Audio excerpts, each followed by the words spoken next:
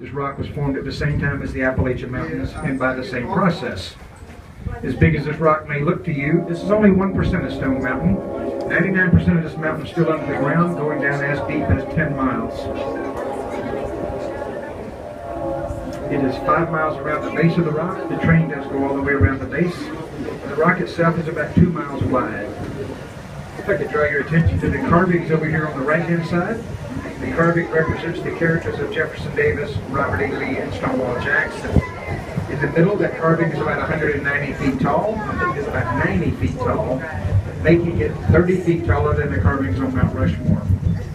Let me draw your attention to that horse in the middle over there. In the middle of that horse, on the back end of that horse in the middle, you can park 2 school buses on the back of that horse.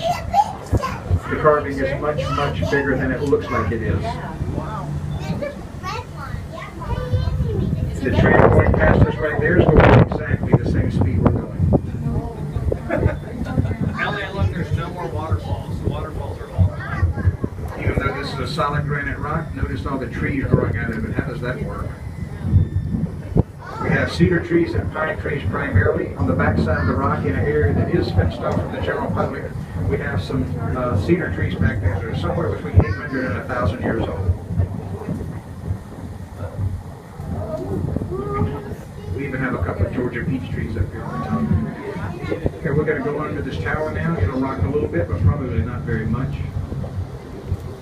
Let's see.